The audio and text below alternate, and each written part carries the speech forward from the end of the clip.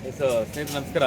ಇವತ್ತು ತಲಕಾಡಿನಲ್ಲಿ ಡಿ ಗೋವಿಂದೇಗೌಡರ ಅಕಾಲಿಕ ಮರಣ ಅಂತಲೇ ಹೇಳ್ಬೋದು. ಅವರು ಸರಿಸುಮಾರು 75 ವರ್ಷಗಳ ಅವರ ಒಂದು ದಾಂಪತ್ಯ ಜೀವನ ಇವತ್ತು ಕೊನೆಗೊಂಡಿರುತ್ತದೆ. ತಾವೇನು ನೋಡ್ತಾ ಇದ್ದೀರಾ, ತಲಕಾಡಿನಲ್ಲಿರುವಂಥ ನಮ್ಮ ಡಿ ಗೋವಿಂದೇಗೌಡರು ಹಿಂದೆ ಅವರ ಸರ್ಕಾರಿ ಅವಧಿಯಲ್ಲಿ PDO ಆಗಿ ಕೆಲಸ ಮಾಡ್ತಿದ್ರು. ನಮ್ಗೆ ಗೊತ್ತಿದೆ PDO ಅಂತಂದರೆ ಇವತ್ತು ಬಂಗ್ಲೆ ಕಟ್ಕೊಂಡು ಇವತ್ತು PDOಗಳು ದರ್ಪ ತೋರಿಸೋದು. ಬಟ್ ಇಂಥ ಸರಳ ಸಜ್ಜನಿಕ ವ್ಯಕ್ತಿ ನಮ್ಮ ಗೋವಿಂದೇಗೌಡರು ಏನಿದ್ದಾರೆ, ಅವರು ಹಲವಾರು ತಿಂಗಳಿಂದ ಒಂದು ಕಿಡ್ನಿ ವೈಫಲ್ಯದಿಂದ ಕೂಡ ಅವರು ಬಹಳ ಆರೋಗ್ಯ ಸಮಸ್ಯೆನ ಅನುಭವಿಸ್ತಾ ಇದ್ರು. ಹಾಗಾಗಿ ನಿನ್ನೆ 5 ಗಂಟೆ ಸಮಯದಲ್ಲಿ ಅವರ ಒಂದು ಕಿಡ್ನಿ ವೈಫಲ್ಯದ ಸಮಸ್ಯೆಯಿಂದ ಇವತ್ತು ನಮ್ಮನ್ನು ಅಗಲಿರುವಂಥದ್ದು ಬಹಳ ದುಃಖಕರವಾದಂಥ ವಿಚಾರ. ಯಾಕೆಂದರೆ ಡಿ ಗೋವಿಂದೇಗೌಡರು ಕನ್ನಡ ಸಾಹಿತ್ಯ ಪರಿಷತ್ತಿನ ಉಪಾಧ್ಯಕ್ಷರಾಗಿ ತಾಲೂಕು ಮಟ್ಟದಲ್ಲಿ ಇದ್ರು. ಇಷ್ಟು ಇಳಿಯ ವಯಸ್ಸಿನಲ್ಲೂ ಕೂಡ ಬಹಳ ಲವಲವಿಕೆ ಆದಂತಹ ವ್ಯಕ್ತಿ. ವಿಶ್ವ ಹಿಂದೂ ಪರಿಷತ್ತಿನ ಗೌರವದ ಅಧ್ಯಕ್ಷರಾಗಿ, ತಾಲೂಕು ಮಟ್ಟದ ಗೌರವ ಅಧ್ಯಕ್ಷರಾಗಿ ನಮ್ಮ ಜೊತೆ ಎಲ್ಲ ಇದ್ರು. ಹಲವಾರು ಸೇವಾ ಚಟುವಟಿಕೆಗಳಲ್ಲಿ ತೊಡಗಿಸಿಕೊಂಡಂಥವ್ರು. ಒಂದು ರೀತಿ ಹೇಳಬೇಕು ಅಂತಂದ್ರೆ ಇಡೀ ತಾಲೂಕಿಗೆ, ಇಡೀ ಜಿಲ್ಲೆಗೆ ಬಹಳ ತುಂಬಲಾಗದ ನಷ್ಟ ಆಗಿರುವಂಥದ್ದು ಕೂಡ ನಾವು ಹೇಳ್ಬೋದು. ಯಾಕೆಂದರೆ ಏನು ಡಿ ಗೋವಿಂದೇಗೌಡರು ಹಿಂದೆ ಅವರ ಸರ್ಕಾರಿ ವೃತ್ತಿನಲ್ಲಿ PDO ಕೆಲಸ ಮಾಡ್ತಾರೆ. ಈ ಒಂದು ತಲಕಾಡು ಭಾಗ ಆಗಿರ್ಬೋದು, ಟಿ ನರಸೀಪುರ ತಾಲೂಕಿನ ಎಲ್ಲ ಮೈಸೂರು ಜಿಲ್ಲೆಯ ಒಂದಷ್ಟು ಗ್ರಾಮ ಪಂಚಾಯತಿಗಳಲ್ಲಿ PDO ಕೆಲಸ ಮಾಡ್ತಾರೆ. ಹಾಗಾಗಿ ಅಂಥ ಸರಳ ಸಜ್ಜನಿಕ ವ್ಯಕ್ತಿ ಇವತ್ತು ನಮ್ಮ ಜೊತೆಲಿ ಇಲ್ಲ ಅಂತಂದರೆ ಬಹಳ ಬೇಜಾರಾಗೋ ಸಂಗತಿ. ಇವತ್ತು ತಲಕಾಡು ಹೋಬಳಿನಲ್ಲಿ ಯಾರಿಗೂ ಕೂಡ ಗೊತ್ತಿಲ್ಲದಿರೋಂಥ ವ್ಯಕ್ತಿತ್ವ ಅಂತಂದರೆ ಅದು ನಮ್ಮ ಗೋವಿಂದೇಗೌಡರು. ಏನು ಅವರ ಸರಳ ಸಜ್ಜನಿಕ ವ್ಯಕ್ತಿತ್ವ ಹೆಂಗಿದೆ ಅಂತಂದರೆ, ಪ್ರತಿಯೊಬ್ಬರನ್ನು ಕೂಡ ಅವರು ಬಹಳ ವಿಶ್ವಾಸಕ್ಕೆ ತಗೊಂಡ್ಬಂದು ನನ್ನಂತೂ ಬಹಳ ಪ್ರೀತಿಯಿಂದ ಮಾತಾಡ್ತಾ ಇದ್ರು. ಅವ್ರ ಮನೆ ನೋಡ್ರೆ ನಿಜವೂ ಎಷ್ಟು ಸರಳ ಜೀವ ಇರೋವಂಥದ್ದು. ಮತ್ತು ಅವರ ಪತ್ನಿ ಆಗಿರ್ಬೋದು, ಮತ್ತು ಒಬ್ಬರು ಮಕ್ಕಳು, ಹೆಣ್ಮಗಳು, ಒಬ್ಬರು ಗಂಡು ಮಕ್ಕಳು ಕೂಡ, ಮಗ ಕೂಡ ಇರೋವಂಥದ್ದು. ಎಷ್ಟು ಸರಳ ಸಜ್ಜನಿಕೆ ಇದ್ದಂಥ ವ್ಯಕ್ತಿತ್ವ ಅಂತಂದರೆ ನಿಜವೂ ನಾವು ಜನಪ್ರತಿನಿಧಿಗಳನ್ನೆಲ್ಲ ತೋರಿಸುವಂಥದ್ದು, ಜನಪ್ರತಿನಿಧಿಗಳ ಒಂದು ಅಂತ್ಯ ಸಂಸ್ಕಾರಕ್ಕೆಲ್ಲ ಹೋಗುವಂಥದ್ದು. ಇಂಥ ಸರಳ ಸಜ್ಜನಿಕ ಒಂದು ಧಾರ್ಮಿಕ ವಿಚಾರಗಳಲ್ಲಿ ಮತ್ತು ಸಾಮಾಜಿಕ ಕಳಕಳಿಗೆ ಹೊತ್ತಂತಹ ಇಂಥ ಮಹನೀಯರಿಗೆ ನಾವು ನಿಜವೂ ನಮನ ಸಲ್ಲಿಸುವಂಥದ್ದಾಗಬೇಕು. ಹಾಗೆಯೇ ಈ ಒಂದು ಹೋಬಳಿನಲ್ಲಿ, ತಲಕಾಡು ಹೋಬಳಿನಲ್ಲಿ ಏನು ಅವ್ರ ಮನೆ ಇದೆ ತಾವು ನೋಡ್ಬೋದು. ಬಹಳ 100 ವರ್ಷಗಳ ಕುಟುಂಬದ ಒಂದು ಇತಿಹಾಸ ಇರುವಂಥ ಒಂದು ಹಳೆ ಮನೆ. ಆ ಒಂದು 16 ಕಂಬದ ಮನೆ ಇವತ್ತರೂ ಕೂಡ ಹಾಗೆ ಇದೆ. ಅವರು ಯಾವುದಕ್ಕೂ ಕೂಡ ಆಸೆ ಪಟ್ಟಂಥ ವ್ಯಕ್ತಿ ಅಲ್ಲ. ಡಿ ಗೋವಿಂದೇಗೌಡರು ಯಾವುದೂ ಕೂಡ ಆಸೆ ಪಟ್ಟಿರೋಂಥಲ್ಲ. ಕೊಡುಗೈ ದಾನಿ ಅಂತಲೇ ಹೇಳ್ಬೋದು. ಯಾರನ್ನೋ ಒಬ್ರು ಕಷ್ಟ ಅಂತ ಬಂದರೆ ಅವ್ರ ಕೈಲಿ ಆದಷ್ಟು 100 ರೂಪಾಯಿನಾರು ಕೊಡುವಂಥ ವ್ಯಕ್ತಿತ್ವ ಇತ್ತು. ಮತ್ತು ಬಂದಂಥ ಎಲ್ಲರೂ ಕೂಡ ವಿಶ್ವಾಸವಾಗಿ ಯಾವುದೇ ರೀತಿಯಂಥ ಮಾತಿನ ಬದ್ಧತೆ ಇಟ್ಕೊಂಡು ಮಾತಾಡ್ತಿದ್ದಂಥ ವ್ಯಕ್ತಿತ್ವ ಇವತ್ತು ನಮ್ಮ ಡಿ ಗೋವಿಂದೇಗೌಡರು. ಇವತ್ತು ರಾಜ್ಯದ ಎಲ್ಲ ಮಾಧ್ಯಮಗಳಲ್ಲೂ ಕೂಡ ಅವರ ಅಂತ್ಯ ಸಂಸ್ಕಾರದ ಬಗ್ಗೆ ಇವತ್ತು ಸುದ್ದಿ ಇದೆ. ಜೊತೆಗೆ ಒಂದಷ್ಟು ಗಣ್ಯರು ಕೂಡ ಬರೋದಿದೆ. ನೋಡೋಣ ಯಾರೆಲ್ಲ ಬರ್ತಾರೆ ಅನ್ನೋದು ಕೂಡ. ನಾನು 1 ಅವರಿಂದ ಕೂಡ ನೋಡಿದೆ ಯಾರೆಲ್ಲ ಗಣ್ಯರು ಬರ್ತಾರೆ ಪಕ್ಷಾತೀತವಾಗಿ ಅಂತ. ಆದರೆ ಬೇಜಾರಾದ ಸಂಗತಿ ಏನು ಅಂತಂದರೆ, ಇವತ್ತು ಜನಪ್ರತಿನಿಧಿಗಳ ಹಿಂದೆ ಬದುಕಿದಾಗಲೂ ಹೋಗ್ತಾರೆ, ಸತ್ತಾಗಲೂ ಹೋಗ್ತಾರೆ. ಆದರೆ ಸರಳ ಜೀವನ ವ್ಯಕ್ತಿತ್ವ ಇರುವಂಥ ಇಂಥ ಒಳ್ಳೆ ಮನಸ್ಸಿಗರ ಒಂದು ಸಂಸ್ಕಾರಕ್ಕೆ ಎಲ್ಲೊಂದು ಕಡೆ ಜನಪ್ರತಿನಿಧಿಗಳು ಕೂಡ ಹಿಂದೇಟ್ ಆಗುವಂಥ ಕೆಲಸಗಳು ಮಾಡ್ತೇನೆ ಅಂತ ನನಗೆ ಅನಿಸುತ್ತೆ. 1 ವಾರ ಆಯ್ತು ನಾನು ಬಂದು. ಒಬ್ಬರು ಕೂಡ ಜನಪ್ರತಿನಿಧಿ, ಈ ಭಾಗದ ಜನಪ್ರತಿನಿಧಿ ಆಗಿರ್ಬೋದು, ಇವರ ಚಿರಪರಿಚಿತ ಅಂತ ಜನಪ್ರತಿನಿಧಿಗಳು ಯಾರು ಕೂಡ ಬರೆದಿರೋದು ಬಹಳ ಬೇಜಾರಾದ ಒಂದು. ಆದರೆ ಇವರ ಸಜ್ಜಳಿಕೆ ಮತ್ತು ಸೃಜನಶೀಲ ವ್ಯಕ್ತಿತ್ವಕ್ಕೆ ಇಡೀ ತಾಲೂಕು ಇವತ್ತು ಒಂದು ಶೋಕದ ಆಚರಣೆ ಅಂತಲೇ ಹೇಳ್ಬೋದು. ಎಷ್ಟೋ ಜನಕ್ಕೆ ಗೊತ್ತೇ ಇಲ್ಲ ಇವತ್ತು ಡಿ ಗೋವಿಂದೇಗೌಡರು ಉಪಾಧ್ಯಕ್ಷರಾಗಿ ಕನ್ನಡ ಸಾಹಿತ್ಯ ಪರಿಷತ್ತು ಟಿ ನರಸೀಪುರದಲ್ಲಿ ಅವರು ಹಲವಾರು ಸಮಾಜಮುಖಿ ಕೆಲಸಗಳನ್ನ ಮಾಡ್ತಿದ್ರು. ಧಾರ್ಮಿಕ ಆಚರಣೆಗಳಲ್ಲಿ ವಿಶ್ವ ಹಿಂದೂ ಪರಿಷತ್ತಿನ ನಮ್ಮ ಜೊತೆ ಗೌರವ ಅಧ್ಯಕ್ಷರಾಗಿ ಅವರು ಈ ಒಂದು ವ್ಯಕ್ತಿತ್ವ ಇರುವಂಥದ್ದು. ಮತ್ತು ಇವ್ರ ಜೊತೆ ಇನ್ನೊಬ್ರು ಕೂಡ ನಾನು ನೆನೆಯುವಂಥ ಕೆಲಸ ಏನಂದರೆ ಷಣ್ಮುಗ ಸ್ವಾಮಿಗಳು. ಏನಿವತ್ತು ಷಣ್ಮುಗ ಸ್ವಾಮಿಗಳು ಮತ್ತು ಇವರು ಬಹಳ ಆತ್ಮೀಯತೆ ಇದ್ದಂತಹ ವ್ಯಕ್ತಿತ್ವ. ಷಣ್ಮುಗ ಸ್ವಾಮಿಗಳು ಕೆಲವು ವರ್ಷಗಳಿಂದ ಅವರು ಕಾಲವಾಗ್ತಾರೆ. ಅವರ ಚಿಂತನೆಯಲ್ಲೂ ಕೂಡ ಬಹಳ ಗೋವಿಂದೇಗೌಡರು ಬಹಳ ಮಹತ್ವ ಪಡ್ತಾರೆ ಅವ್ರ ಬಗ್ಗೆ. ಷಣ್ಮುಗ ಸ್ವಾಮಿಗಳ ಬಗ್ಗೆ ಟಿ ನರಸೀಪುರದ ಷಣ್ಮುಗ ಸ್ವಾಮಿಗಳು ಇವರು ಬಹಳ ಕುಚುಕು ದೋಸ್ತುಗಳು. ಹಾಗೆಯೇ ಕಾಸಪಾದ ಅಂದರೆ ಕನ್ನಡ ಸಾಹಿತ್ಯ ಪರಿಷತ್ತಿನ ಒಂದಷ್ಟು ಜವಾಬ್ದಾರಿತ ತಾಲೂಕಿನ ಮತ್ತು ಜಿಲ್ಲೆಯ ಜವಾಬ್ದಾರಿತ ನಿಕಟ ಸಂಪರ್ಕ ಕೂಡ ಇದೆ. ಎಲ್ಲೂ ಅವರು ಕೂಡ ಕಾಣಿಸ್ತಾ ಇಲ್ಲ ಮೋಸ್ಟ್ಲಿ. ಆದರೆ ಇಲ್ಲಿನ ಗ್ರಾಮಸ್ಥರು, ಗ್ರಾಮದ ಎಲ್ಲ ಮುಖಂಡರು ಕೂಡ ಬಂದು ಇಲ್ಲಿ ಅವ್ರಿಗೆ ಸಂತಾಪ ಸೂಚಿಸಿರುವಂಥದ್ದು. ಒಂದು ವಿಚಾರ ಏನು ಅಂತಂದರೆ, ಒಬ್ಬ ವ್ಯಕ್ತಿ ಹುಟ್ಟಿದಾಗ ಮತ್ತು ಒಬ್ಬ ವ್ಯಕ್ತಿ ಸತ್ತಾಗ ಅವರ ಒಂದು ಸ್ಥಿತಿಗತಿಗಳು ಗೊತ್ತಾಗುತ್ತೆ ಅನ್ನೋದು ನಿಜ ಅದು. ಹಾಗಾಗಿ ನಾವೇನು ನೋಡ್ತಾ ಇದ್ರೆ ಇವತ್ತು ಟಿ.ಡಿ. ಗೋವಿಂದೇಗೌಡರು ಇಲ್ದಿರೋದು ನಮಗೆ ಬಹಳ ದುಃಖ ಆಗ್ತಾ ಇದೆ. ನನ್ನ ಗುರುಸ್ಥಾನದಲ್ಲಿದ್ದಂಥ ವ್ಯಕ್ತಿತ್ವ. ಬನ್ನೂರು ನಾಗರಾಜ್ ಅಂತಂದರೆ ಅವ್ರಿಗೇನು ಪ್ರೀತಿನ ಗೊತ್ತಿಲ್ಲ. ನಮ್ಮ ಕಂಡ್ರೆ ಈ ಭಾಗದಲ್ಲಿ ಬಂದರೆ ಫೋನ್ ಮಾಡಿ ಕರ್ಕೊಂಡು ಆ ಇಳಿ ವಯಸ್ಸಿನಲ್ಲಿ ಆ ಲವಲವಿಕೆ ಕಾರ್ಯಕ್ರಮಗಳ ಮಾಡುವಂಥದ್ದು, ಧಾರ್ಮಿಕ ಆಚರಣೆಗಳಲ್ಲಿ ಪಾಲ್ಗೊಳ್ಳುವಂಥದ್ದು, ಸಮಾಜಮುಖಿ ಕೆಲಸಗಳನ್ನ ಮಾಡುವಂಥದ್ದು. ಮತ್ತು ಇವರು ಸರಿಸುಮಾರು ಸರ್ಕಾರಿ ಅವಧಿಗಳಲ್ಲಿ PDO ಕೆಲಸ ಮಾಡ್ತಾರೆ. ತಮ್ಗೆ ಗೊತ್ತಿರುತ್ತೆ PDOಗಳು ಅಂತಂದರೆ ಎಷ್ಟು ದರ್ಪ, ಕೆಲವೊಬ್ಬರು ಏನೋ ಒಂಥರ ಗತ್ತು ದೌಲತ್ತುಗಳು ಇರುತ್ತೆ ಕೆಲವರಿಗೆ. ಆದರೆ ಈ ಸರಳ ವ್ಯಕ್ತಿತ್ವಕ್ಕೆ ಸರ್ಕಾರಿ ಹುದ್ದೆಯಲ್ಲಿ ಇದ್ಕೊಂಡು PDO ಆಗಿ ಏನು ಕೂಡ ತನಗೆ ತಾನು ಏನು ಕೂಡ ಮಾಡ್ಕೊಳ್ದಿರೋಂಥ ವ್ಯಕ್ತಿತ್ವ ಗೋವಿಂದೇಗೌಡರದು. ಒಂದು ವಿಷಯ ಹೇಳಬೇಕು, ಕಿಡ್ನಿ ವೈಫಲ್ಯ ಆಗುತ್ತೆ. ಕಿಡ್ನಿ ವೈಫಲ್ಯ ಆದಾಗ ಇವರು ಇಲ್ಲಿಂದ ಕೊಳ್ಳೇಗಾಲಕ್ಕೆ ಹೋಗುವಂಥ ಪರಿಸ್ಥಿತಿ ಬರುತ್ತೆ. ನಾನು ಅಚಾನಕ್ಕಾಗಿ ಇವ್ರ ಮನೆಗೆ ಬಂದಾಗ ಸಮಸ್ಯೆ ಹೇಳ್ತಾರೆ. ಅದೇ ಕ್ಷಣದಲ್ಲಿ ಕಿಡ್ನಿ ವೈಫಲ್ಯದ ಬಗ್ಗೆ ಉಗಿದು ಸಂಬಂಧಪಟ್ಟಂತ ಆರೋಗ್ಯ ಇಲಾಖೆಗೆ ಸುದ್ದಿ ಮಾಡ್ತೀನಿ. ಆವಾಗ ಏನು ಕೂಡ ಅವರು ಮಾಡ್ಕೊಳ್ಳಿಲ್ಲ ಅನ್ನೋದು ಕೂಡ ಇಡೀ ಸಾರ್ವಜನಿಕ ಆದಂತಹ ಹಿತಾಸಕ್ತಿ ಇರುವಂಥ ವ್ಯಕ್ತಿತ್ವ. ನಿಜವಲ್ಲ ಅವರು ಸಮಾಜಮುಖಿಯಾಗೇ ಬಂದ್ಬಿಟ್ರು ಆಗ್ಲಿಂದನು. ಏನೋ ಒಂದು ಧಾರ್ಮಿಕ ಆಚರಣೆಗಳಾಗಿರ್ಬೋದು, ಸಾಂಸ್ಕೃತಿಕ ಆಚರಣೆಗಳಾಗಿರ್ಬೋದು, ಮತ್ತು ಕನ್ನಡದ ಬಗ್ಗೆ ಭಾಳ ಒಲಮೆ ಇಟ್ಟಂಥವ್ರು. ಹೇಳಿದ್ನಲ್ಲ ನಿಮಗೆ, ಈ ಸಂದರ್ಭದಲ್ಲಿ ಷಣ್ಮುಗ ಸ್ವಾಮಿ ಜೊತೆಗೆ ಇಬ್ಬರು ಕೂಡ ಅಕ್ಕಬುಕ್ಕರಿದ್ದಂಗೆ. ಈ ಒಂದು ನರಸೀಪುರ ತಾಲೂಕಿಗೆ ಇಬ್ಬರು ಕೂಡ ಅಕ್ಕಬುಕ್ಕರಿದ್ದಂಗೆ.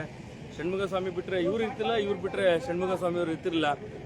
ಇಬ್ಬರು ಗುರುಗಳ ಆಶೀರ್ವಾದ ಕೂಡ ನನಗಿತ್ತು. ಹಾಗಾಗಿ ಒಂದು ರೀತಿಯಲ್ಲಿ ಷಣ್ಮುಗ ಸ್ವಾಮಿ ಅವರು ಕೂಡ ಅಕಾಲಿಕ ಮರಣ ಅಂತ ಹೇಳ್ಬೋದು, ಇವರು ಕೂಡ ಅಕಾಲಿಕ ಮರಣ ಅಂತ ಹೇಳ್ಬೋದು. ಒಂದು ಹಾಗೆ ಹೇಳ್ದಂಗೆ ಆ ಕಿಡ್ನಿ ವೈಫಲ್ಯ ಬಂದಂತ ಸಂದರ್ಭದಲ್ಲಿ ಇವರು ಟ್ರೀಟ್ಮೆಂಟ್ಗೆ ಕೊಳ್ಳೇಗಾಲಕ್ಕೆ ಹೋಗ್ತಾ ಇದ್ರು. ನೋಡಿ, ಹಣೆ ಬರ ಇರೋದು ನರಸೀಪುರ ತಾಲೂಕು, ಆದರೆ ಟ್ರೀಟ್ಮೆಂಟ್ಗೆ ಕೊಳ್ಳೇಗಾಲ ಹೋಗುವಂತ ಪರಿಸ್ಥಿತಿ. ಯಾಕೆ ಅಂದ್ರೆ ಅಲ್ಲಿ ನರಸೀಪುರ ಆರೋಗ್ಯ ಇಲಾಖೆಯಲ್ಲಿ ಇವರಿಗೆ ಟ್ರೀಟ್ಮೆಂಟ್ಗೆ ಇದಿರಲಿಲ್ಲ. ಅವ್ರಿಗೆ ಟ್ರೀಟ್ಮೆಂಟ್ ಕೊಡ್ಸೋಕ್ಕೂ ಕೂಡ ತಗೋತಾನೆ ಇರಲಿಲ್ಲ ಟ್ರೀಟ್ಮೆಂಟ್ ಕೊಡ್ಸೋಕ್ಕೆ. ಅವಾಗ ನಾನು ಇವ್ರ ಮನೆಗೆ ಬಂದಾಗ ಒಂದಷ್ಟು ಸಾರ್ವಜನಿಕ ಆಸ್ಪತ್ರೆ ವಿಚಾರವಾಗಿ ಉಗಿದ ಮೇಲೆ ಇವ್ರಿಗೆ ಒಂದು ಟ್ರೀಟ್ಮೆಂಟ್ ಕೂಡ ಕೊಡೋಕೆ ಸ್ಟಾರ್ಟ್ ಮಾಡ್ತಾರೆ. ಅವಾಗ ಅವ್ರಿಗೆಲ್ಲ ಬಹಳ ಖುಷಿ ಆಗ್ತದೆ. ನಾಗರಾಜ್, ನಿಮ್ಮಿಂದ ಬಹಳ ಸಂತೋಷ ಆಯಿತು ಅಂತಾರೆ. ಆದರೆ ಇದೇ ನಿನ್ನೆ ಅವರ ಮತ್ತೆ ಹಾಸ್ಪಿಟ್ಲಿಗೆ ಕರ್ಕೊಂಡು ಹೋಗ್ತಾರೆ ಅನಾರೋಗ್ಯದಿಂದ ಇರುವಂಥ ಸಂದರ್ಭದಲ್ಲಿ. ಅಲ್ಲೂ ಕೂಡ ತೋರಿಸ್ಕೊಂಡ್ ಬರ್ತಾರೆ ಕಿಡ್ನಿನ ಸಮಸ್ಯೆನ. ಅದಕ್ಕೋಸ್ಕರನ ನರಸೀಪುರದಲ್ಲಿ ಮನೆ ಮಾಡಿರ್ತಾರೆ. ಆ ಮನೆ ಮಾಡಿದ ಸಂದರ್ಭದಲ್ಲಿ ಸಂಜೆ 5 ಗಂಟೆಗೆ ಮನೆಗೆ ಬರ್ತಾರೆ. ನರಸೀಪುರದಲ್ಲಿರುವಂಥ ಮನೆಗೆ ಬರ್ತಾರೆ, ಬಾಡಿಗೆ ಮನೆ ಮಾಡಿಕೊಂಡು. ನೋಡಿ, ಒಬ್ಬ PDO ಅವರು ಎಷ್ಟು ಸರಳ ರೀತಿಯಲ್ಲಿ ಬದುಕಿದ್ರು ಅನ್ನೋದಕ್ಕೆ ನೇರ ನಿದರ್ಶನ ಇಡೀ ರಾಜ್ಯಕ್ಕೆ ಮಾದರಿಯಾದಂತಹ ನಮ್ಮ ಟಿ.ಡಿ. ಗೋವಿಂದೇಗೌಡರು. ಸರ್ಕಾರಿ ಹುದ್ದೆನ ಎಷ್ಟು ಗೌರವದಿಂದ ನೋಡ್ತಾ ಇರೋದು ಅನ್ನೋಕ್ಕೆ ಮತ್ತೊಂದು ಉದಾಹರಣೆ ಅಂತಂದರೆ ಇವರೇ ಅನಿಸುತ್ತೆ. ಇವತ್ತು ಸರ್ಕಾರಿ ಅಧಿಕಾರಿಗಳ ದರ್ಪ, ಅವರ ದೌರ್ಜನ್ಯಗಳು, ಭ್ರಷ್ಟತೆಗಳನ್ನ, ಕೆಲವ್ರನ್ನ ಭ್ರಷ್ಟತೆಗಳು ನೋಡ್ತಾ ಹೋದ್ರೆ ಇಂಥವ್ರು ಅವ್ರಿಗೆ ಮಾದರಿಯಾಗಿರ್ತಾರೆ ನಿಜವೂ. ಹಾಗಾಗಿ ನಿಜವೂ ನಮಗಂತೂ ಭಾಳ ತುಂಬಲಾರದ ನಷ್ಟ ತಾಲೂಕಿಗೆ. ಜೊತೆಗೆ ನನಗಂತೂ ಭಾಳ ನೋವಿನ ಸಂಗತಿ ಕೂಡ. ಯಾಕೆಂದರೆ ಇಂಥ ಹಿರಿಯ ಜೀವಿಗಳು, ಹಿತೈಷಿಗಳು, ಸಾರ್ವಜನಿಕ ಹಿತಾಸಕ್ತಿ ಇಟ್ಕೊಂಡಿರೋಂಥದ್ದು ಸರ್ಕಾರಿ ಅಧಿಕಾರಿಗಳಲ್ಲಿ ಭಾಳ ಕಮ್ಮಿ ಅಂತಾನೆ. ಇವರು ಮಗ ಕೂಡ ಇದ್ದಾರೆ, ಮಗಳು ಕೂಡ ಇದ್ದಾರೆ, ಮತ್ತು ಶ್ರೀಮತಿಯವರು ಕೂಡ ಆಲ್ರೆಡಿ ಇದ್ದಾರೆ. ಈ ಒಂದು ಮನೆ ನೀವು ನೋಡಿದ್ರೆ ಅವ್ರಿಗೆ ಗೊತ್ತಾಗುತ್ತೆ ವ್ಯಕ್ತಿತ್ವ ಯಾವ ಥರ ಇದೆ ಅಂತ, ಎಷ್ಟು ಸರಳತೆಯಿಂದ ಅವರು ಜೀವನ ಮಾಡ್ತಾರೆ. ಮತ್ತು ಇಲ್ಲಿ ಇವ್ರದ್ದೊಂದು ಜಮೀನು ಇರ್ತದೆ, ಕನಸಿನ ಒಂದು ಜಮೀನು ಕೂಡ ಇದೆ ಇದೇ ಒಂದು ಹೋಬಳಿನಲ್ಲಿ, ಟೌನ್ನಲ್ಲಿ. ಅಲ್ಲಿಗೆ ತೊಂದರೆ ಕೊಟ್ಟಂತ, ಜಮೀನಿಗೆ ತೊಂದರೆ ಕೊಟ್ಟಂತ ಕಿಡಿಗಳಿಗೂ ಕೂಡ ಗ್ರಾಮ ಪಂಚಾಯತ್ ವ್ಯಾಪ್ತಿಯಲ್ಲಿ ಇದ್ದಾರೆ ಅಂತಂದ್ರೆ ಅದು ಕೂಡ ಒಂದು ಸುದ್ದಿ ಮಾಡಿದೆ. ಸ್ವಂತ ಜಮೀನಲ್ಲಿ ಉಳುಮೆ ಮಾಡೋಕ್ಕಾಗ್ದಿರೋಂಥ ಪರಿಸ್ಥಿತಿ ತಗೊಂಬಂದಂಥ ಜನಪ್ರತಿನಿಧಿಗಳಿದ್ದಾರೆ ಅಂತಂದ್ರೆ ಎಂಥ ಮುಟ್ಟಾಳ್ತಾನೆ ರೀ. ಒಂದು ಸೌಜನ್ಯ ಇಲ್ದಿರೋಂಥ ವ್ಯಕ್ತಿತ್ವ ಇಲ್ದಿರೋಂಥ ಅಧಿಕಾರಿಗಳು, PDOಗಳೇ ಇವತ್ತು ಅವ್ರಿಗೆ ಸಪೋರ್ಟ್ ಮಾಡಲಿಲ್ಲ. ಇಲ್ಲಿನ PDOಗಳು ಅವರ ಜಮೀನು ಇವತ್ತು ಪಾಳು ಕೆರೆ ಆಗಿದೆ ರೀ. ನಿಜನು ಪಾಳು ಕೆರೆ. ಅವ್ರದ್ದು ಅದೇ ಒಂದು ಚಿಂತೆ ಆಗ್ಬಿಟ್ಟಿತ್ತು. ನಾನು ಅವರ ಮನದಾಳದ ಮಾತನ್ನ ನಾನು ಅರ್ಥ ಮಾಡ್ಕೋತೀನಿ. ಅವ್ರಿಗೆ ಅದೇ ಒಂದು ಚಿಂತೆ ಆಗ್ಬಿಟ್ಟಿತ್ತು. ಇಲ್ಲಿನ ಒಂದು ಜಮೀನು, ಸ್ವಂತ ಜಮೀನು ಎಲ್ಲ ಕೊಳಚೆ ನೀರೋಗಿ ಕೆರೆ ಅಂತ ಆಗ್ಬಿಟ್ಟು 2 ಎಕರೆ ಅವರ ಪ್ರತಿದಿನ ಪಾಪ ಅವ್ರು ಅದನ್ನೇ ನಿಂತ್ಕೊಂಡು ಎಲ್ಲೋ ಒಂದ್ ಕಡೆ ಆರೋಗ್ಯನ ಹಾಳು ಮಾಡ್ಕೊಂಡು ಕಾಣುತ್ತೆ. ಯಾಕೆಂದ್ರೆ ಸ್ವಂತ ಜಮೀನು ಯಾರು ತಗೋತಾ ಇಲ್ಲ, ಬೆಳೆ ಬೆಳೆಯಕ್ಕಾಗ್ತಿಲ್ಲ, ಇಲ್ಲ ಕೊಳಚೆ ನೀರು ಬಿಟ್ಟಿರೋದು. ಎಂತೆಂಥ ತೊಂದರೆಗಳು ಕೊಡ್ತಾರ್ರಿ, ಇಂತೆಂಥ ತೊಂದರೆಗಳು ಕೊಡ್ತಾರೆ ನೋಡಿ. ಒಬ್ಬ ಸರಳ ಸಜ್ಜನಿಕೆ ವ್ಯಕ್ತಿತ್ವಕ್ಕೆ ಅದೇ ಸರ್ಕಾರಿ ಅಧಿಕಾರಿ ಒಬ್ಬ ದಬ್ಬಾಳಿಕೆ ಮಾಡಿದ್ರೆ ಮುಚ್ಕೊಂಡು ಅವ್ರ ಮಾತು ಕೇಳ್ತಿದ್ರು. ಬಟ್ ಇವತ್ತು ಅವರು ಗೋವಿಂದೇಗೌಡರು ಅಷ್ಟು ಸರಳತೆ ಇದ್ದಂಥ ಮತ್ತೆ ಮಾನವೀಯತೆಯ ಗುಣಗಳಿದ್ದಂಥ ವ್ಯಕ್ತಿತ್ವ ಇವತ್ತು ನಮ್ಮ ಮುಂದೆ ಕಣ್ಮರೆ ಆಗಿರೋದು ಬಹಳ ಬೇಜಾರು. ಹಾಗೇನೆ ಸಾರ್ವಜನಿಕ ವಲಯದಲ್ಲಿ ಇದ್ದಂಥವ್ರು ಇವತ್ತು ಸಾರ್ವಜನಿಕವಾಗಿ ಇನ್ನೂ ಜನಸ್ತೋಮ ಬರಬೇಕಾಗಿತ್ತು. ಕನ್ನಡ ಸಾಹಿತ್ಯ ಪರಿಷತ್ತಿನ ತಾಲೂಕು ಮಟ್ಟದ ಎಲ್ಲ ಕನ್ನಡ ಸಾಹಿತ್ಯ ಪರಿಷತ್ತರು ಕೂಡ ಬರಬೇಕಾಗಿತ್ತು.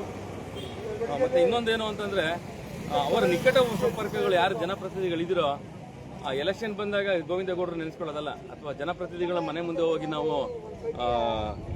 ಈ ಥರ ವಿಚಾರಗಳನ್ನ ಸಾರ್ವಜನಿಕವಾಗಿ ಅವರ ವ್ಯಕ್ತಿತ್ವ ತೋರ್ಪಡಿಸೋದಲ್ಲ. ಇಂಥ ವ್ಯಕ್ತಿತ್ವಕ್ಕೆ ಇವತ್ತು ನಾವು ತೋರಿಸ್ಬೇಕಾದಂಥ ಗೌರವ ನಾವು ತೋರಿಸ್ಬೇಕು.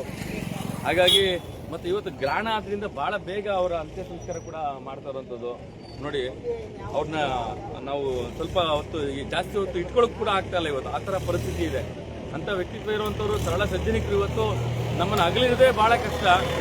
ಆ ಅಗಲಿಕೆಯಲ್ಲಿ ಕೂಡ ಬಹಳ ಬೇಗ ಅಂತ್ಯ ಸಂಸ್ಕಾರ ಮಾಡುವಂಥ ಬೇಜಾರಿನ ಸಂಖ್ಯೆ ಇವತ್ತು ಗ್ರಹಣದ ಒಂದು ಇಡೀ ತಾಲೂಕಿಗೆ ಗ್ರಹಣ ಹಿಡಿದಿರುವಂಥದ್ದು ಕೂಡ ಅನ್ನಿಸ್ಬೋದು. ಯಾಕೆಂದರೆ 12 ಗಂಟೆ ಒಳಗಡೆ ಅಂತ್ಯ ಸಂಸ್ಕಾರ ಮಾಡಬೇಕು, ಗ್ರಹಣ ಆಗುತ್ತೆ. ಹಾಗಾಗಿ ಇನ್ನೇನು ಕೆಲವೇ ಕ್ಷಣದಲ್ಲಿ ಅವರ ಅಂತ್ಯ ಸಂಸ್ಕಾರದ ಅಧಿಕಾರಿಯಲ್ಲಿ ಇನ್ನು ಬರೋರು ಇನ್ನೂ ಒನ್ ಅವರ್ ಕೂಡ ಆಗುತ್ತೆ, ಬರ್ಬೋದು. ಈ ಒಂದು ವಿಚಾರ ತಿಳ್ಕೊಂಡ್ರು ಯಾರು ಇದ್ರೆ ಅವರ ಹಿತೈಷಿಗಳು, ಅವರ ಅಭಿಮಾನಿಗಳು, ಅವರ ಪ್ರೀತಿ ಪಾತ್ರರಾದಂಥವ್ರು. ಹಾಗೆ ನಿಮ್ಗೆ ಹೇಳ್ತಾ ಇದೆ, ಅವರ ಜಮೀನು ಬಗ್ಗೆ ಕೂಡ ಹೇಳ್ತಾ ಇದೆ.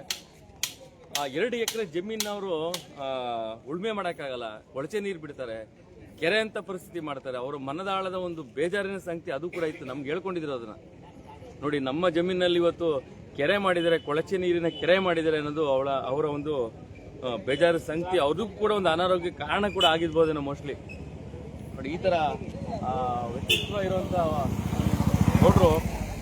ಗೋವಿಂದೇಗೌಡರು ನಮ್ಮನ್ನು ಅಗಲಿರೋದು ಭಾಳ ಬೇಜಾರಿನ ಸಂಖ್ಯೆ. 75 ವರ್ಷ ಅವರ ಒಂದು ಜೀವಿತಾವಧಿ. ಇನ್ನೂ ಆರೋಗ್ಯವಾಗಿದ್ರು. ಅವ್ರಿಗೆ ಏನೇನ ಡಯಾಲಿಸಿಸ್ ಏನೋ ಮಾಡಿಸ್ಲಿಲ್ಲ ಅಂತಿದ್ರೆ ಇನ್ನೂ ಆರೋಗ್ಯವಾಗಿದ್ರು. ಆ ಡಯಾಲಿಸಿಸ್ನ ತಲಕಾಡಿಂದ ಕೊಳ್ಳೇಗಾಲಕ್ಕೆ ಹೋಗ್ತಾರೆ ಮಾಡ್ಸೋದಕ್ಕೆ ಅಂದರೆ ಒಂದು ಅರ್ಥ ಮಾಡ್ಕೊಳ್ಳಿ ಯಾವ ಪರಿಸ್ಥಿತಿ ಇದೆ. ನರಸೀಪುರ ಹಾಸ್ಪಿಟ್ಲ್ ವಿಚಾರವಾಗಿ, ಸರ್ಕಾರಿ ಹಾಸ್ಪಿಟ್ಲ್ ವಿಚಾರವಾಗಿ ಯಾವ ಥರ ಪರಿಸ್ಥಿತಿ ಇತ್ತು. ನಾನು ಆ ಸಂಬಂಧಪಟ್ಟಂಥ ಅಧಿಕಾರಿಗಳಿಗೆ ಕ್ಯಾಕರಿಸಿ ಮೊಕ್ಕು ಉಗಿದ ಮೇಲೆ ಕೊನೆಗೆ ಅವ್ರಿಗೊಂದು ಅಪಾಯಿಂಟ್ಮೆಂಟ್ ಕೊಟ್ಟರು, ಇಲ್ಲಿ ಡಯಾಲಿಸಿಸ್ ಮಾಡಿಸಿ ಪರವಾಗಿಲ್ಲ ಅಂತ. ಇದು ಹಣೆ ಬರ ನೋಡಿ. ಒಬ್ರು ಮಾಧ್ಯಮದವ್ರು ಏನು ಮಾಡಿದ್ರು ಏನಾಗುತ್ತೆ ಅನ್ನೋದಕ್ಕೆ ಒಂದು ಸಣ್ಣ ನಿದರ್ಶನ ಕೂಡ. ಹಾಗಾಗಿ ಇಂಥ ಸರಳ ವ್ಯಕ್ತಿತ್ವ ನಮ್ಮ ಗೌಡ್ರ ಬಗ್ಗೆ ಎಷ್ಟು ಹೇಳಿದ್ರು ಅದು ಕಮ್ಮಿನೇ. ಯಾಕೆಂದ್ರೆ ಅವ್ರ ಜೊತೆಲಿ ಇದ್ದಂಥವ್ರು ನಮಗೆ ಗೊತ್ತಿದೆ. ಇವತ್ತು ಪಾಪ ರಾಜು ಅವರು, ಪ್ರೊಫೆಸರ್ ರಾಜು ಅವರ ಮಗನ ಒಂದು ಬೆಳಿಗ್ಗೆ 6 ಗಂಟೆ ಕೂಡ ಆಕ್ಸಿಡೆಂಟ್ ಆಗುತ್ತೆ. ಅವರು ಕೂಡ ಫೋನ್ ಮಾಡ್ತೀನಿ. ಇವರು ರಾಜಣ್ಣವರು ಮತ್ತು ನಮ್ಮ ಮಡಿವಾಳ ರಾಜಣ್ಣ, LIC ರಾಜಣ್ಣ ಮತ್ತು ಇವರು ಬಹಳ ನಿಕಟ ಸಂಪರ್ಕ ಇರುವಂಥ ಕನ್ನಡ ಸಾಹಿತ್ಯ ಪರಿಷತ್ತಿನಲ್ಲಿ ಅಪಾರ ಕೆಲಸಗಳನ್ನ ಮಾಡಿದಂಥ, ತಾಲೂಕು ಮಟ್ಟದಲ್ಲಿ ಉಪಾಧ್ಯಕ್ಷರಾಗಿ ಇದ್ದಂಥ ಗೌಡ್ರು, ಷಣ್ಮುಖ ಸ್ವಾಮಿಗಳು, ರಾಜಣ್ಣವರು, ಅವರ ಎಲ್ಲ ಕನ್ನಡ ಸಾಹಿತ್ಯ ಪರಿಷತ್ತಿನ ಒಂದಷ್ಟು ನಿಕಟಪೂರ್ವ ಸ್ನೇಹಿತರು ಕೂಡ ಜೊತೆಲಿದ್ದಂಥದ್ದು. ಯಾವಾಗ ಗೋವಿಂದೇಗೌಡರಿಗೆ ಕಿಡ್ನಿ ವೈಫಲ್ಯ ಅಂತ ಗೊತ್ತಾಗುತ್ತೆ ನಮಗೆಲ್ಲ ಆಗಲೇ ಬಹಳ ಬೇಜಾರಾಗುತ್ತೆ. ಇಂಥ ವ್ಯಕ್ತಿತ್ವಕ್ಕೆ ಈ ಥರ ಆಯ್ತಲ್ಲ ಅಂತ. ಇವತ್ತು ನಿನ್ನೆ ಸಂಜೆ 4 ಗಂಟೆ 5 ಗಂಟೆ ನಾನು ನರಸೀಪುರದಲ್ಲೇ ಇದ್ದೆ. ನಿನ್ನೆ 5 ಗಂಟೆನಲ್ಲಿ ನರಸೀಪುರದಲ್ಲೇ ಇದ್ದೆ. ವಿಚಾರ ಗೊತ್ತಿಲ್ಲ ನೋಡಿ. ಅವರ ಒಂದು ಹಾಸ್ಪಿಟ್ಲಿಗೆ ಹೋದಾಗ ಅಲ್ಲೂ ಕೂಡ ನಾವು ನರಸೀಪುರದಲ್ಲೇ ಇದ್ವಿ, ನಮ್ಗೆ ವಿಚಾರ ಗೊತ್ತಿಲ್ಲ. ಕಾರಣ ಕೊನೆಗೆ ಮತ್ತೆ ಬನ್ನೂರಿಗೆ ಬಂದಾಗ 7 ಗಂಟೆಯಲ್ಲಿ ಗೊತ್ತಾಯಿತು ಸ್ನೇಹಿತರು ಹಸು ನೀಗಿದ್ದಾರೆ ಅಂತ. ಒಂದು ಏನು ಅಂತಂದ್ರೆ, ನಾನು ಮೊನ್ನೆ ನೆನೆಸ್ಕೊಂಡೆ ಅವ್ರನ್ನ, ಗೋವಿಂದೇಗೌಡರನ್ನ ಮಾತಾಡ್ಸ್ಬೇಕಲ್ಲ.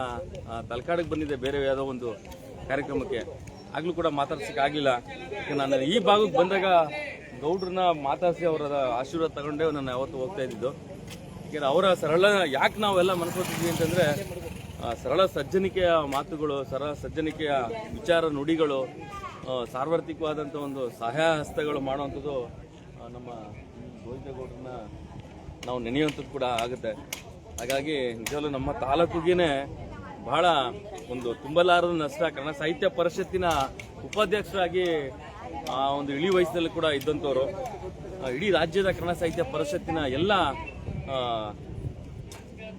ಕಮಿಟಿಯವರು ಕೂಡ ಅವ್ರನ್ನ ನೆನೆಯುವಂಥದ್ದು ಕೂಡ ಗೊತ್ತಿದೆ, ಎಲ್ಲರಿಗೂ ಕೂಡ ಗೊತ್ತಿದೆ. ಗೋವಿಂದೇಗೌಡರು ಟಿ ನರಸೀಪುರದಲ್ಲಿ ಏನು ಮಾಡಿದ್ರು, ಏನೆಲ್ಲ ಆಯಿತು, ಕನ್ನಡ ಉಳಿಸೋದಕ್ಕೆ ಏನು ಮಾಡಿದ್ರು, ಸಾಹಿತ್ಯ ಪರಿಷತ್ತಿನ ಯಾವ ಥರ ತಗೊಂಡೋದ್ರು ಅನ್ನೋದು ಕೂಡ ಇಡೀ ತಾಲೂಕು ಗೊತ್ತಿದೆ ಮತ್ತು ಇಡೀ ಜಿಲ್ಲೆ ಕೂಡ ಗೊತ್ತಿದೆ. ಹಾಗಾಗಿ ಇನ್ನೇನು ಕೆಲವೇ ಕ್ಷಣದಲ್ಲಿ ಅವರ ಒಂದು ಅಂತ್ಯ ಸಂಸ್ಕಾರಕ್ಕೆ ಎಲ್ಲ ರೆಡಿ ಆಗ್ತಾ ಇದೆ. ಅವರ ಮನೆ ಇಷ್ಟು ನೂರಾರು ವರ್ಷಗಳ ತುಂಬು ಕುಟುಂಬದ ಮನೆ ನೋಡಿ. ಅವರು ತುಂಬು ಕುಟುಂಬ ಅಂತಂದರೆ ಅವರೆಲ್ಲೂ ಕೂಡ ಇದ್ದವರಲ್ಲ. ನರಸೀಪುರದಲ್ಲಿ ಇತ್ತೀಚೆಗೆ ಮನೆ ಮಾಡ್ಕೋತಾರೆ ಡಯಾಲಿಸಿಸ್ ವಿಚಾರವಾಗಿ ಮಾತ್ರ. ಬಟ್ ಇಲ್ಲಿ ಅವರ ಪ್ರಾಣ ಜೀವ ಎಲ್ಲ ಇದೇ ಮನೇಲಿ ಇದ್ದಿದ್ದು. ನಾವು ಬಂದರೆ ಏನೋ ಒಂಥರ ಖುಷಿ. 16 ಮನೆ, ಹಂಚಿನ ಮನೆ, ಕಂಬದ ಮನೆ ನಾವು ನೋಡಿದ ತಕ್ಷಣ ಅವ್ರಿಗೆ ನಮ್ಮನ್ನು ಕಂಡ್ರೆ ಅದೇನು ಪ್ರೀತಿನೋ ಗೊತ್ತಿಲ್ಲ. ಅಷ್ಟು ಸರಳ ಸಜ್ಜನಿಕಾದಂಥ ವ್ಯಕ್ತಿ. ಒಬ್ಬ PDO ಆಗಿ ಸರ್ಕಾರದ ಯಾವುದೇ ವಿಚಾರಗಳಲ್ಲೂ ಕೂಡ ಲೋಪದೋಪ ಇಲ್ಲದೇ ಇದ್ದಂಥ ವ್ಯಕ್ತಿ ಅಂದರೆ ಇಡೀ ರಾಜ್ಯಕ್ಕೆ ಮಾದರಿ ಅಂತ ನಾನು ನೋಡಿರೋಂಥ ಮಾಧ್ಯಮ 30 ವರ್ಷಗಳ ಮಾಧ್ಯಮ ವಿಚಾರದಲ್ಲಿ ಈ ನಮ್ಮ ಗೌಡ್ರನ್ನ ಭಾಳ ನಾವು ನೆನೆಸ್ಬೇಕು ಮತ್ತು ಗುರುತಿಸ್ಬೇಕು ಕೂಡ. ಇವತ್ತು ಸರ್ಕಾರಿ ಅಧಿಕಾರಿಗಳು ಕೆಲವರು ಇರ್ತಾರೆ, ಯಾವ ಥರ ಇರ್ತಾರೆ ಅಂತ ಕೂಡ ತಮಗೆಲ್ಲ ಗೊತ್ತಿರುತ್ತೆ. ತನಗೆ ತಾನು ಏನೋ ಮಾಡ್ಕೊಳ್ಳೋದೇನೆ. ಇವತ್ತು ಸಮಾಜಮುಖಿ ಕೆಲಸ ಮಾಡಿದಂಥವ್ರು ಅವ್ರನ್ನ ಕೊನೆಯ ನಿಮಗೆ ಅವರ ಒಂದು ದರ್ಶನ ಕೂಡ ಇದರಲ್ಲಿ ಮಾಡಿಸ್ತೀನಿ. ಹಾಗಾಗಿ ಅಂತ್ಯ ಸಂಸ್ಕಾರ ಇನ್ನೇನು ಈಗ 11 ಗಂಟೆ ಆಗಿದೆ, 12 ಗಂಟೆ ಒಳಗಡೆ ಕೂಡ ಮಾಡ್ತಾರೆ.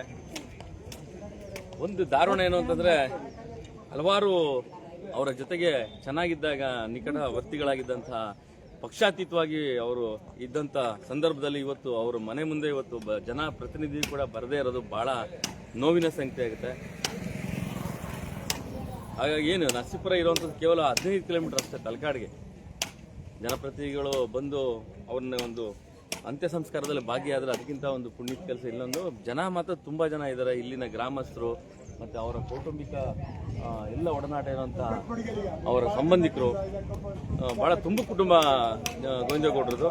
ಅವರ ಕೊನೆಯ ಕ್ಷಣ ಏನಾಗಿತ್ತು ಅನ್ನೋದು ಕೂಡ ನಿನ್ನೆ ನಾನು ನೆನೆಸ್ಕೊಂಡೆ. ಅವ್ರನ್ನ ಗೋವಿಂದೇಗೌಡರನ್ನ ಮೊನ್ನೆ ನೆನೆಸ್ಕೊಂಡೆ, ನೋಡಲೇಬೇಕು ಅಂತ. ಬಟ್ ಈ ರೀತಿಯಾಗಿ ನಾವು ಗೌಡ್ರು ನೋಡ್ತೀನಿ ಅಂತ ಕೂಡ ನನಗೆ ಅನಿಸಿರಲಿಲ್ಲ. ಅವರ ಕೊನೆಯ ಒಂದು ಅಂತ್ಯ ಸಂಸ್ಕಾರದ ವಿಡಿಯೋ ಕೂಡ ನಿಮಗೆ ತೋರಿಸ್ತೀನಿ. ಅವರ ಮನೆಯ ಜನ ಸಣ್ಣ ಒಂದು ಅವ್ರ ಬಗ್ಗೆ ನಾವು ಎಷ್ಟು ಹೇಳಿದ್ರೆ ಕಮ್ಮಿನೇ. ಅಷ್ಟು ಬಂದಂಥ ವ್ಯಕ್ತಿತ್ವ. ಯಾರೇ ಬಂದರೂ ಕೂಡ ಅವ್ರನ್ನ ಕರೆಸಿ ಅವ್ರ ಒಂದು ಮನೆ ಟೀನಾರು ಒಂದು ನೀರಾರು ಕುಡಿಬೇಕು, ಅಷ್ಟು ಭಾಳ ಪ್ರೀತಿಯಿಂದ ಕಾಣ್ತೀವಿ ಅಂತ ಗೋವಿಂದೇಗೌಡರು ಇವತ್ತು ನಮ್ಮನ್ನು ಅಗಲಿರೋದು ಭಾಳ ನೋವಿನ ಸಂಖ್ಯೆ. ಅವ್ರ ಮನೆಯವ್ರಿಗೆ ದೇವರು ಎಲ್ಲ ಕಷ್ಟ ಬರ್ಕೊಳ್ಳುವಂಥ ಶಕ್ತಿ ಕೊಡಲಿ ಅಂತ ಕೂಡ ನಾನು ಕೇಳ್ಕೊತೀನಿ. ನಿಮ್ಗೆ ತೋರಿಸಿ ನೋಡಿ ಈಗ ಎಷ್ಟು ಸರಳವಾಗಿದೆ ಅವ್ರ ಮನೆ ಅಂತಂದರೆ. ನೋಡಿ ಇಲ್ಲಿ ಇದೆಯಲ್ಲ, ಇದೇ ಅವರ ಮನೆ. ನಾವು ಜನಪ್ರತಿನಿಧಿಗಳನ್ನ ಅವರ ಅಂತ್ಯ ಸಂಸ್ಕಾರದಲ್ಲಿ ಭಾಗಿಯಾಗೋದಲ್ಲ, ಜನಪ್ರತಿನಿಧಿಗಳ ಅಂತ್ಯ ಸಂಸ್ಕಾರದಲ್ಲಿ ಭಾಗಿಯಾಗೋದಲ್ಲ. ಈ ಥರ ಒಂದು ವ್ಯಕ್ತಿತ್ವ ಇರೋವಂಥವ್ರು ಕೊನೆಯದಾಗಿ ನೀವು ದರ್ಶನ ಮಾಡೋವಂಥದ್ದು ಆಗಿದ್ರೆ ಅವ್ರನ್ನ ನೋಡ್ಬೋದು. ನಿಜವಲ್ಲೂ ಈ ಸ್ಥಿತಿಯಲ್ಲಿ ನಾವು ಗೋವಿಂದೇಗೌಡರನ್ನ ನೋಡ್ತೀವಿ ಅನ್ನೋದು ಭಾಳ ನೋವಿನ ಸಂಗತಿ ಕೂಡ. ನಮ್ಮ ಹತಾಶರಾಗ್ತಾರೆ ನಿಜವಲ್ಲೂ ಭಾಳ. ಯಾಕೆಂದರೆ ನನಗೆ ಭಾಳ ಪ್ರೀತಿ ಪಾತ್ರರಾಗಿದ್ದಂಥವ್ರು, ಇಡೀ ತಾಲೂಕಿಗೆ ಬೇಕಾದಂಥ ವ್ಯಕ್ತಿತ್ವ. ನಿಜವಲ್ಲೂ ಒಂದು ರೀತಿಯಾದಂಥ ವಿಚಾರ ಹೇಳಬೇಕು ಅಂತಂದರೆ, ಈಗ ಅವ್ರನ್ನ ದರ್ಶನ ಮಾಡಿಸೋದೇ ನನ್ನ ಒಂದು ಭಾಗ್ಯ. ಇಡೀ ರಾಜ್ಯದ ಜನತೆಗೆ ದರ್ಶನ ಮಾಡಿಸೋದೇ ನನ್ನ ಒಂದು ಭಾಗ್ಯ ಅಂತ ಕೂಡ ಅನಿಸುತ್ತೆ. ನಮ್ಮ ಅಗಲಿಕೆ ಭಾಳ ನೋವಿನ ಸಂಗತಿ. ಇಡೀ ರಾಜ್ಯಕ್ಕೆ, ಜಿಲ್ಲೆಗೆ, ನರಸೀಪುರ ತಾಲೂಕಿಗೆ ಒಂದು ನೋವಿನ ಸಂಗತಿ. ಅಜಾತ ಶತ್ರು ಅಂತ ಕೂಡ ನಾವು ಹೇಳ್ಬೋದು. ಯಾಕೆಂದರೆ ಒಬ್ಬರು ಯಾರೇ ಬರಲಿ ಮನೆಗೆ, ಅವರು ಒಂದು ಲೋಟ ನೀರಾರು ಕುಡಿಬೇಕು, ಅಟ್ಲೀಸ್ಟ್ ಒಂದು ಬಾಳೆನಾರು ಕೊಡಬೇಕು. ಅವರು ನಾಗರಾಜ್ ಬನ್ನಿ ಅಂತ ಭಾಳ ಯಾರೇ ವಿಶ್ವಾಸಕ್ಕೆ ಬಂದ್ರು ಪಾಪ ಅಂತ. ಏನು ಆ ಇಳಿ ವಯಸ್ಸಿನಲ್ಲಿ ಅವರ ಒಂದು ಲವಲವಿಕೆ ಆದಂಥ ವಿಚಾರ ನಾವು ಎಷ್ಟು ಹೇಳಿದ್ರು ಕಮ್ಮಿನೇ. ಯಾಕೆಂದರೆ ಅದು ಏನೋ ಒಂದು ಕನ್ನಡ ಸಾಹಿತ್ಯ ಪರಿಷತ್ತು ಅಂತಂದರೆ ಅವ್ರಿಗೆ ಭಾಳ ಅದೇನು ಆಸಕ್ತಿನೂ ಗೊತ್ತಿಲ್ಲ. ಕನ್ನಡದ ಬಗ್ಗೆ ಅಪಾರ ಅಭಿಮಾನ ಇದ್ದಂಥವನು. ಕನ್ನಡ ಸಾಹಿತ್ಯ ಪರಿಷತ್ತು ಅಂತಂದರೆ ಎಂಥ ಕೆಲಸಗಳಿದ್ರು ಕೂಡ ಅದನ್ನೆಲ್ಲ ಬದಿಗಿಟ್ಟು ಆ ಕನ್ನಡ ಸಾಹಿತ್ಯ ಪರಿಷತ್ಗೋಸ್ಕರ ಮುಡುಪಾಗಿಟ್ಟಂತಹ ಸರಳ ಸಜ್ಜನಿಕೆ. ನೋಡ್ರಿ, ಇವತ್ತು ಸರ್ಕಾರಿ ಅಧಿಕಾರಿಗಳು ಎಷ್ಟು ದರ್ಪ ತೋರಿಸ್ತಾರೆ ನೋಡಿ. ಅವರು ಮನೆ ತೋರಿಸಿ ನಿಮ್ಗೆ ನಿಜವಲ್ಲ 16 ಕಂಬದ ಮನೆ ಎಷ್ಟು ಎಲ್ಲ ಕೌಟುಂಬಿಕವಾಗಿ ಬಹಳ ಪ್ರೀತಿಯಿಂದ ಇದ್ದಂಥವ್ರು. ಒಂದು ಕೌಟುಂಬಿಕ ಅವಿಭಕ್ತ ಕುಟುಂಬದಲ್ಲಿ ಇದ್ದಂಥ ವ್ಯಕ್ತಿತ್ವ ಅಂತಂದ್ರೆ ನಮ್ಮ ಗೌಡ್ರು ನೋಡಿ. ಈ ಮನೆಗೆ ನಾನು ಯಾವಾಗ ಬಂದರೂ ಕೂಡ ಅವ್ರು ಅಟ್ಲೀಸ್ಟ್ ಒಂದು ಬಾಳೆನಾರು ತಿನ್ಕೊಂಡು ಹೋಗ್ಬೇಕು ನಾವು, ಅಲ್ಲಿವರೆಗೂ ಬಲವಂತ ಮಾಡೋರು ನೋಡಿ. ಇದು ಸರ್ಕಾರಿ PDO ಆಗಿ ಕೆಲಸ ಮಾಡಿದಂಥ ಸೃಜನಶೀಲ ವ್ಯಕ್ತಿತ್ವ, ಸರಳ ವ್ಯಕ್ತಿತ್ವ ಇರೋಂಥ TD ನಮ್ಮ ಗೋವಿಂದೇಗೌಡರ ಮನೆ ನೋಡಿ. ಅವಿಭಕ್ತ ಕುಟುಂಬ, 106 ವರ್ಷಗಳ ಇತಿಹಾಸ ಇರುವಂಥ ಒಂದು ಈ ಮನೆಯಲ್ಲೇ ಅವ್ರು ವಾಸ ಇರ್ಬೇಕು ಯಾವಾಗ್ಲೂ. ಅವ್ರು ಎಲ್ಲೂ ಬೆಂಗಳೂರಿಗೆ ಅವ್ರ ಮಗಳ ಮನೆಗೆ ಹೋಗ್ತಿರಲಿಲ್ಲ, ಮಗನ ಮನೆಗೆ ಹೋಗ್ತಿರಲಿಲ್ಲ. ಅವ್ರ ಜೀವ ಪ್ರಾಣ ಎಲ್ಲ, ಅವರ ಉಸಿರೆಲ್ಲ ಇದೇ ಮನೆ. ನಿಜವಾಗ್ಲೂ ನೀವು ನಂಬ್ತೀರ? ಯಾರನ್ನ ಒಬ್ರು PDO ಈ ಪರಿಸ್ಥಿತಿಲಿ, ಅವ್ರಿಗೇನು ಹಣಕಾಸಿನ ಪರಿಸ್ಥಿತಿಲಿ ಅವ್ರಿಗೆ ಪೆನ್ಷನ್ ಬರ್ತಿತ್ತು, ಬಟ್ ಅವರ ಪ್ರೀತಿ ವಿಶ್ವಾಸಕ್ಕೆ ಇರೋಂಥ ಆ ಮನೆ ಇವತ್ತು ಕೂಡ ಹಿಂಗೆ ಇದೆ ಅಂತಂದ್ರೆ ಬಹಳ ಮಾದರಿ. ಅದು ಇಡೀ ರಾಜ್ಯಕ್ಕೆ ಮಾದರಿ, ಇಡೀ ರಾಜ್ಯಕ್ಕೆ ಸರ್ಕಾರಿ ಅಧಿಕಾರಿಗಳಲ್ಲಿ ಮಾದರಿ ವ್ಯಕ್ತಿತ್ವ ಅಂತಂದ್ರೆ ನಿಜವಾಗ್ಲೂ ನಮ್ಮ TD ಗೋವಿಂದೇಗೌಡ್ರೆ. ಈಗ ನಾವು 30 ವರ್ಷದ ಸುದೀರ್ಘ ಮಾಧ್ಯಮದಲ್ಲಿ ಇದು ನೋಡಿದ್ವಿ, ಯಾವ್ಯಾವ ಅಧಿಕಾರಿಗಳ ಕಷ್ಟ ಸುಖ, ಅವರ ದರ್ಪ ದೌಲತ್ತುಗಳನ್ನ. ಆದರೆ ಅವಿಭಕ್ತ ಕುಟುಂಬದಲ್ಲಿ ಇರೋಂಥ ವ್ಯಕ್ತಿತ್ವ ಅಂತಂದ್ರೆ ನಿಜವಲ್ಲೂ ಅದು ಗೌಡ್ರ ಕುಟುಂಬ ಅಂತಾನೆ ಹೇಳ್ಬೋದು. ಯಾರೆಲ್ಲರಿಗೂ ಎಲ್ಲ ಪಕ್ಷಾತೀತವಾಗಿ, ಧರ್ಮಾತೀತವಾಗಿ, ಜಾತ್ಯತೀತವಾಗಿ ಬೇಕಾದಂಥ ವ್ಯಕ್ತಿತ್ವ ಇವತ್ತು ನಮ್ಮನ್ನ ಅಗಲಿರೋದು ಬಹಳ ಬೇಜಾರಾಗುವಂಥ ಸಂಗತಿ. ನನಗೆ ನನ್ನ ದುರಾದೃಷ್ಟ ಏನು ಅಂತಂದ್ರೆ, ನಿನ್ನೆ ಇಡೀ ನರಸೀಪುರದಲ್ಲಿ ಇದ್ದೀನಿ, ಗೌಡ್ರಿಗೆ ಈ ಥರ ಆಗಿದೆ ಅಂತ ಗೊತ್ತಿಲ್ಲ. ಹಾಸ್ಪಿಟ್ಲಲ್ಲೇ ಅವ್ರನ್ನ ಮಾತಾಡ್ಸ್ಬೋದಾಯ್ತೇನೋ. ಅವರು ಈ ಮನೇಲಿದ್ದರೂ ಕೂಡ ನರಸೀಪುರದಲ್ಲಿ ಮನೆ ಮಾಡಿರ್ತಾರೆ, ಅವ್ರಿಗೆ ಅಲ್ಲಿ ಮನಸ್ಸೇ ಇರಲ್ಲ ಇರೋದಕ್ಕೆ. ಅವರ ಹಳೆ ಮನೆ ಏನಿದೆ, ಮಕ್ಕಳ ಜೊತೆಲಿ ಇರೋವಂಥ ಒಂದು ಹಳೆ ಮನೆ, ಅಲ್ಲೇ ಇರಬೇಕು ಅವರು. ನಿನ್ನೆ ಸಂಜೆ 5 ಗಂಟೆ ನಾನು ನರಸೀಪುರದಲ್ಲಿದ್ದೀನಿ, ಗುರುಗಳು ನೋಡುವಂಥ ಅವಕಾಶ ನನಗಾಗಿಲ್ಲ. ಮೊನ್ನೆ ಬಂದಾಗ ನಾನು ಜ್ಞಾಪಿಸ್ಕೊಂಡೆ, ಇಲ್ಲ ಗುರುಗಳು ನೋಡಲೇಬೇಕು ಅಂತ ನಾನು ಜ್ಞಾಪಿಸ್ಕೊಂಡಾಗ ಒಂದು ರೀತಿ ಏನೋ ನನಗೆ ಅದೃಷ್ಟನೇ ಇಲ್ಲ ಅಂತ ಕಾಣುತ್ತೆ. ಗುರುಗಳನ್ನ ಮಾತಾಡ್ಸೋವಂಥದ್ದು ಅದೃಷ್ಟ ನನಗೆ ಇರಲಿಲ್ವೇನೋ. ಹಾಗಾಗಿ ಇವತ್ತು ಈ ಥರ ಅಗಲಿಕ ಪರಿಸ್ಥಿತಿ ನೋಡುವಂಥದ್ದು ನಮಗೆ ಆಗಿದ್ದು ಭಾಳ ಬೇಜಾರಾಗುತ್ತೆ. ಒಂದು ಕನ್ನಡಕ್ಕೋಸ್ಕರ ದುಡಿದಂತಹ ವ್ಯಕ್ತಿತ್ವ, ಇಷ್ಟು ವಯೋವೃದ್ಧರಾದರೂ ಕೂಡ ಒಂದು ಸಾಮಾಜಿಕ ಕಳಕಳಿ ಇರುತ್ತಲ್ಲ, ಅದನ್ನ ಭಾಳ ಕಷ್ಟ ಇದೆ ಇವತ್ತು. ಒಬ್ಬ ಸರ್ಕಾರಿ ಅಧಿಕಾರಿ ಪೆನ್ಷನ್ ಬಂದರೆ ಸಾಕು ಆರಾಮಾಗಿರ್ತೀನಿ ಅನ್ನೋ ವ್ಯಕ್ತಿತ್ವ ಅವ್ರದ್ದು ಇರಲೇ ಇರಲಿಲ್ಲ. ಮತ್ತು ಇನ್ನೊಂದು ಬೇಜಾರಾದ ಸಂಗತಿ ಕೂಡ, ಇದೇ ಮನೆಯಲ್ಲಿ ನಾವು ಅವರು ಮಾತಾಡ್ತಾರೆ, ನಾನು ಡಯಾಲಿಸಿಸ್ಗೆ ಕೊಳ್ಳೇಗಾಲಕ್ಕೆ ಹೋಗ್ಬೇಕು ನಾಗರಾಜ್ ಅಂದಾಗ ಅದೇ ಸ್ಪಾಟಲ್ಲಿ ಕುತ್ಕೊಂಡು ಒಂದು ಸರ್ಕಾರಿ ಆರೋಗ್ಯ ಇಲಾಖೆಗೆ ಉಗಿದೊಂದು ಸುದ್ದಿ ಮಾಡ್ತೀನಿ, ನಿಮ್ಮ ಯೋಗ್ಯತೆಗೆ ಒಬ್ಬ ಸರ್ಕಾರಿ ಅಧಿಕಾರಿ, ನಿವೃತ್ತ ಅಧಿಕಾರಿಗೆ ಡಯಾಲಿಸಿಸ್ ಮಾಡಿಸೋಕ್ಕೆ ಕೊಳ್ಳೇಗಾಲಕ್ಕೆ ಕಳಿಸ್ತೀರಿ ಅಂತಾನೆ, ನೀವು ನರಸೀಪುರದಲ್ಲಿ ಏನು ಮಾಡ್ತೀರಾ ಆರೋಗ್ಯ ಅಧಿಕಾರಿಗಳು, ಆರೋಗ್ಯ ಇಲಾಖೆ ಅಂದಾಗ ಅವ್ರಿಗೆ ಡಯಾಲಿಸಿಸ್ನ ಇಲ್ಲೇ ಮಾಡಿಸೋದಕ್ಕೆ ಕೂಡ ವ್ಯವಸ್ಥೆ ಮಾಡ್ತೀನಿ ನಾನು. ಅದು ನನಗೇನು ದೊಡ್ಡ ಹೇಳಿಕೆ ಅಲ್ಲ, ಬಟ್ ಮಾಡ್ಬೇಕು ಕೂಡ. ರಾಜಣ್ಣವ್ರು ಕೂಡ ಬಂದರು, ಪಾಪ ಅವರ ಮಗ ಬೆಳಗ್ಗೆನೇ ಆಕ್ಸಿಡೆಂಟ್ ಆಗಿದ್ದಾನೆ. ಸರ್ ಹೇಗಿದ್ದೀನಿ ಸರ್? ಮಗ ಹೇಗಿದ್ದಾನೆ? ಹಾಂ ನೋಡಿ, ಅಷ್ಟು ಒಂದು ಕಷ್ಟಕರ ಸಂಗತಿಲೂ ಕೂಡ ಪಾಪ ಅವರು ಬಂದಿದ್ದಾರೆ. ನಿಜವಲ್ಲೂ ರಾಜಣ್ಣವರು ಇಬ್ರು ಒಂಥರ ತಂದೆ ಮಕ್ಕಳ ಸಂಬಂಧ. ರಾಜಣ್ಣವರು ನಮ್ಮ LIC ರಾಜಣ್ಣವರು ಅಷ್ಟು ಗೊತ್ತು ಬನ್ನಿ ಗುರುಳೆ ಹೋಗಿ. ರಾಜಣ್ಣವ್ರ ಕಂಡ್ರೆ ಅದೇನು ಪ್ರೀತಿನ. ನರಸೀಪುರಕ್ಕೆ ಬಂತು ಅಂತಂದ್ರೆ ರಾಜಣ್ಣವ್ರು ಮೀಟ್ ಮಾಡೋಂಥದ್ದು, ಜೊತೆಗೆ ಷಣ್ಮುಖ ಸ್ವಾಮಿಗಳನ್ನ ಮೀಟ್ ಮಾಡೋಂಥದ್ದು. ಈ ತಾಲೂಕು ಮಟ್ಟದಲ್ಲಿ ಏನು ಕನ್ನಡ ಸಾಹಿತ್ಯ ಪರಿಷತ್ತಿನ ಒಡನಾಟ ಇದೆ, ಹಿರಿಯ ಜೀವ ಅಷ್ಟು ದೊಡ್ಡ ಮಟ್ಟದ ಒಂದು ಒಡನಾಟ ಕೂಡ ಇಟ್ಕೊಂಡಂಥದ್ದು ನಾವು ನೋಡ್ಬೇಕಾಯ್ತು. ಬಟ್ ರಾಜಣ್ಣ ಪಾಪ ಈಗ ಬಂದರು. ಬೆಳಿಗ್ಗೆ 6 ಗಂಟೆಗೆ ರಾಜಣ್ಣವ್ರ ಮಗನಿಗೆ ಒಂದು ಆಕ್ಸಿಡೆಂಟ್ ಆಗುತ್ತೆ. ನಾನು ಫೋನ್ ಮಾಡಿದಾಗ ನರಸೀಪುರಕ್ಕೆ ಬಂದು ಫೋನ್ ಮಾಡಿದೆ 9 ಗಂಟೆಯಲ್ಲಿ, ಮಗನಿಗೆ ಆಕ್ಸಿಡೆಂಟ್ ಆಗಿದೆ ಅಂತಂದ್ರು. ಆಯಿತು ನೀವು ನೋಡಿ ರಾಜಣ್ಣ, ನಾನು ಬರ್ತೀನಿ ಅಂದರೆ ಪಾಪ ಆ ಒಂದು ಸಂಕಟದಲ್ಲೂ ಕೂಡ ಮೈಸೂರಿಗೆ ಮಗನ ಶಿಫ್ಟ್ ಮಾಡಿ ನೋಡಿ. ಅವರು ಪ್ರೀತಿ ವಿಶ್ವಾಸ ಹೆಂಗಿರುತ್ತೆ ಅಂತಂದರೆ, ಒಂದು ತಂದೆ ಮಗನ ಸಂಬಂಧ ರಾಜಣ್ಣವ್ರಿಗೂ ಮತ್ತು ನಮಗೆ ಗುರುಗಳ ಒಂದು ಆಶೀರ್ವಾದದ ನುಡಿಗಳನ್ನ ನುಡಿದಂತಹ ಸನ್ನಿವೇಶಗಳು ನಿಜಗಳು ಒಂದು ರೀತಿ ಆರೋಗ್ಯ ಸಮಸ್ಯೆ ಇಲ್ಲ ಅಂತಿದ್ರೆ ಅವರು ಯಾವತ್ತೂ ಎವರ್ ಗ್ರೀನ್ ಅಂತಾರಲ್ಲ ಆ ಥರ ಇರ್ತಾಯಿದ್ರು. ಅವರ ಅಪಾರ ಅಭಿಮಾನಿ ಬಳಗನ ಇವತ್ತು ಅವ್ರಿಗೆ ಒಂದು ಬೆಂಬಲವಾಗಿ ನಿಂತದ್ದು. ಮತ್ತು ಏನು ಅವರ ಕುಟುಂಬ ಯಾವ ಥರ ಇತ್ತು ಅಂತಂದರೆ ಅವಿಭಕ್ತ ಕುಟುಂಬ. ಅವ್ರಿಗೆಲ್ಲರನ್ನೂ ಕೂಡ ಅಜಾತ ಶತ್ರುವಾಗಿದ್ದಂತಹ TD ಗೋವಿಂದೇಗೌಡರು ಇವತ್ತು ನಮ್ಮನ್ನು ಅಗಲಿರೋದು ಭಾಳ ಬೇಜಾರಿನ ಸಂಗತಿ ಕೂಡ. ತಾವು ನೋಡ್ತಾ ಇದ್ದೀರಾ, ಈ ಮನೆ ಈ ಹಳೆ ನೂರಾರು ವರ್ಷಗಳ ಇತಿಹಾಸ ಇರೋಂಥ ಮನೆಯಲ್ಲಿ ಅವ್ರ ಪ್ರಾಣ ಜೀವ ಎಲ್ಲ ಕೂಡ ಇಲ್ಲೇ ಇತ್ತು. ಅವ್ರು ಇಷ್ಟೇ ಅವರ ಮಕ್ಕಳು ಕರೆದು ಕೂಡ ಹೋಗ್ತಿರಲಿಲ್ಲ. ಬೆಂಗಳೂರಿಗೆ ಹೋದ್ರೆ ಎಷ್ಟೊತ್ತಿಗೆ ಬಂದ್ಬಿಟ್ರೆ ಸಾಕು ಊರಿಗೆ ತಲಕಾಡಿಗೆ ಅನ್ನೋದು ಅವ್ರಿಗೆ ವಿಶ್ವಾಸ ಇದ್ದಂಥದ್ದು, ಪ್ರೀತಿ ಇದ್ದಂಥದ್ದು ಕೂಡ ನೋಡ್ಬೋದು. ಹಾಗಾಗಿ ಅಂಥ ಅಜಾತ ಶತ್ರು ಬಗ್ಗೆ ನಾವು ಎಷ್ಟು ಹೇಳಿದ್ರು ಕಮ್ಮಿನೇ. ಎಲ್ಲ ಮಾಧ್ಯಮಗಳು ಕೂಡ ಅವರ ಒಂದು ನಿಧನ ಸುದ್ದಿ ಕೂಡ ಹಾಕಿದ್ದಾರೆ. ಒಂದು ರೀತಿ ಎಲ್ಲ ಪಕ್ಷಾತೀತವಾಗಿ ಬೆರೆತಿದ್ದಂಥ ವ್ಯಕ್ತಿಗೆ ಒಂದಷ್ಟು ಜನಪ್ರತಿನಿಧಿಗಳು ಕಾಣಿಸ್ಕೊಳ್ಳದೇ ಇರೋದು ಬಹಳ ಬೇಜಾರಿನ ಸಂಗತಿ.